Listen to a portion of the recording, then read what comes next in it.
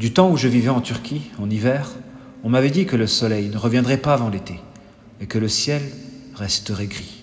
À l'époque, je ne m'étais pas attardé sur le sujet, mais aujourd'hui, c'est vrai, je constate que dans les grandes villes en hiver, le ciel est souvent gris. Vous savez, j'ai connu des tempêtes de sable dans le désert et croyez-moi, lorsque le décor est sombre, rougeâtre, et ce en pleine journée, un sentiment d'anxiété nous envahit. Comme si l'on vivait une scène apocalyptique. Parler du temps est important, effectivement, car je considère le climat comme un ingrédient du bonheur.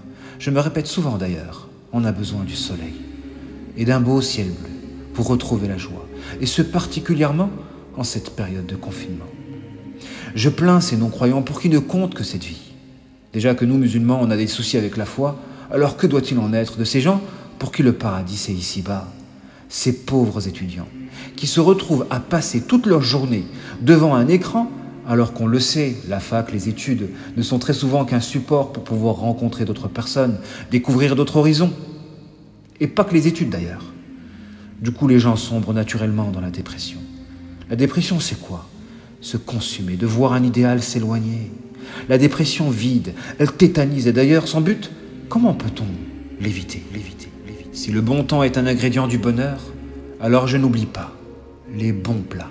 Dites-moi, avez-vous déjà médité sur le sens de la saveur? Assembler des ingrédients ne garantit pas le bon goût d'un repas.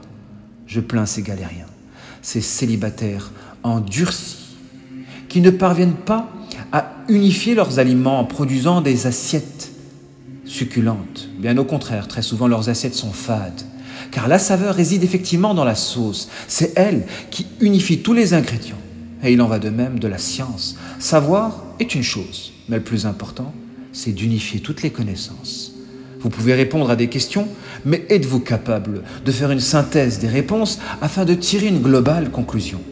C'est comme cela que l'on donne une âme à des éléments disparates, afin que puisse jaillir d'eux la vie. Il existe une nourriture pour le cœur, autant qu'il existe une nourriture pour le corps. La plupart des gens ne cherchent qu'à combler des besoins, tandis que les vrais, les gens authentiques, quant à eux, cherchent la saveur. On peut vivre heureux, j'en suis convaincu. Mais encore faut-il vouloir vivre. Comment peut-il prétendre à la vie celui qui vit par procuration, en suivant les péripéties de ceux qui, sur les réseaux sociaux, exposent leur propre vie?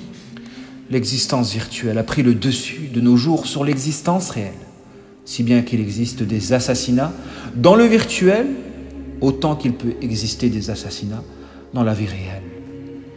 Si Ibn Taymiyyah, rahmatullah alayhi, a écrit que tous les hommes se dirigent vers la mort en empruntant le chemin de la vie, à l'exception de ceux qui combattent dans la voie d'Allah. Eux, ils se dirigent vers la vie en empruntant le chemin de la mort. À partir de là, essayez de mourir virtuellement pour vivre réellement. Vous ne savez pas à côté de quoi vous passez si dans votre courte existence, vous ne prenez pas de risques. Prenez pas de risques. Prenez pas de risques. Prenez pas de risques.